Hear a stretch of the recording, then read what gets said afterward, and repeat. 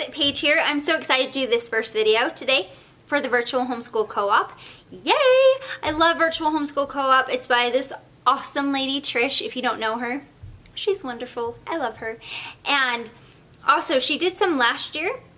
And from those, I was able to find some of my favorite homeschooling mom YouTube channels. So it was really great. I love them. You get to learn tips and suggestions. It's just an awesome networking community, and I love it. So, yay. Make sure you check out those videos. But let's get to the first assignment, and that is structured or relaxed. And I love this because going into our 7th year of homeschool, we actually just started our homeschool year today. Yay! So much fun. I love it. And going into our 7th year, it has definitely evolved and changed throughout the years. And I feel like I'm kind of really finding our rhythm that works for me and works for the kids. So that really is what matters most, is finding the system that fits the mom and the children. I went to a homeschool, I don't know, workshop, class, training, something last week. And there the mom, the presenter actually talked about how implementing homeschool looks different in every single family, and that's good because whether you're Charlotte Mason, we love Well-Educated Heart, I also love Charlotte Mason, or traditional or classical, whatever style you are, it does vary still based off of the mom, and I think that's wonderful, and I think it should. I think it makes a difference and actually makes it even better. So yeah, go for moms, right? Okay, so I would say structured or unstructured with our daily, no, structured or relaxed with our daily curriculum, I would say is more, hi honey, I would say, I'm going to combine the two with the daily schedule and the curriculum, and you'll see why. So with our daily schedule, I would say it's more structured probably than some of the other things we do, simply because they do math every day, reading, writing, yep, and different things like that every single day.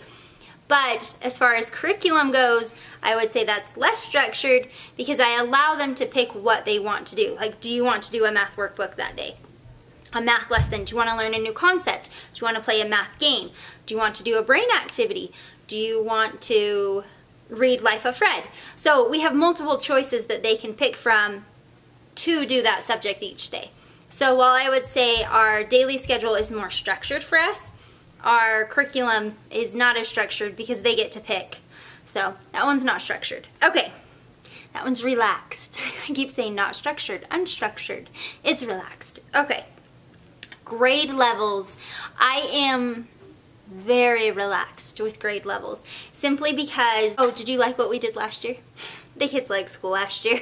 She's like, say we liked what we did last year. We did like what we did last year. But if a child, my personal opinion is, and my hope, and also kind of what I've seen the research, there's not as much research on this as there is that people don't retain what they've learned in school. But my theory is when they take the initiative and they teach themselves something and they're driven to learn something, they learn it quicker and they also retain it longer. I've also seen many students and youth that didn't learn things on grade level, but they learned it when they were ready, and they learned it so quickly, so fast, independently.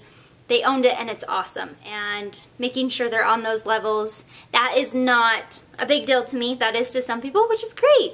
That's why we homeschool, right? So we can do it our different ways. But I am very relaxed on grade level. What I do care about is that they're continually progressing, that they are learning, and my number one thing about our homeschool is to touch and educate their hearts. So I love Well-Educated Heart. I don't know if you've heard of that. It's a website, and this awesome lady, Marlene, I love her, and she explains the benefits of that.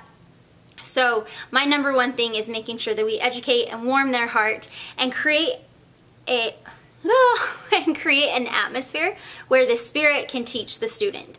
Because Charlotte Mason, who I also love, she talked about how all learning was between the student and God, and I completely believe that. So my number one job is to invite the Spirit into our home. The number 2 job, I believe, is to help warm their hearts. And then for me, the number 3 job is to help inspire them and help them love learning and to learn how to learn. So those are my overall goals. And so I do kind of keep track of how are they, that goes into the next question. Record keeping, also really relaxed. I don't do record keeping. We do notebooks, so if you're into notebooking, we have notebooks. I actually just barely threw away.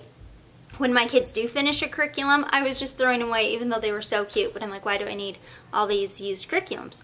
But I would say our biggest, you want to sit by me? Our biggest record keeping, I would say, is the notebooking. Hi, honey.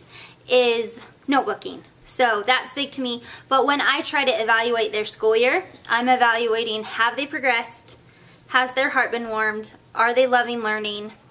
And those are my, like, is it being successful? Okay. The last one, workspace. It was really messy this summer. Our schoolroom. Huh. It was really messy. You don't like to be on your knees? Do you want to sit on me? Where'd you get your hat? We went to Newsies, the play, huh? And she got a hat. And she just had a blue sucker, so your blue tongue and teeth. Sorry, getting totally sidetracked. So the workspace, I would say definitely is more structured. Is it organized? We keep that organized simply because there's so much in there and all of our resources are in there. And like I said, we allow them to pick different subjects and different things, what they're going to do each day. And when it is messy, it becomes really hard for them to pick different things to do. So we try to keep that organized, yet we don't really do school in there. So we mostly do school where? Out here because baby. Well, and definitely this year because of baby. But even last year, we did it mostly on the couch. Or up to the island. Because it's more comfy. We just cuddle up and we learn. Huh?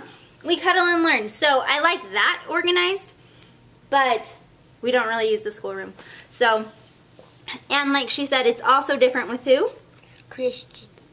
We have baby this year, and our homeschool room was not at all set up for a little new crawler baby. So he's crawling, huh? And he's kind of walking. And he's kind of walking. And there's just so many things in there that are not baby friendly. Yeah, that he could choke on wires. Just, so we're even using it less than we usually do. And they're using wires up here. Yep. And the kids will go in there if they want to. So that is how we homeschool. Huh. That is our relaxed. We're probably more relaxed in most of those than structured. But we love it. And again, what I love about homeschooling is you do what works for you. What I love about the virtual homeschool co-op is I have been able to watch other moms like Hannah and Candace. They're very, from Pepper and Pine and Homeschool on the Hill, they're very organized. And I love getting ideas from them. Hannah. Yes, I have another friend named Hannah. But they're very organized. And I love learning from other moms when that is their strength. And so I'll get little tips and ideas and I'm like, oh, we could implement that, we could do that, and adapt it to fit me and our mission for our kids' school, and also just like our family and our kids. So super fun, huh? Thank you guys so much for watching, and I can't wait to meet and watch all the videos from the other homeschooler moms. So, bye guys! I don't like it.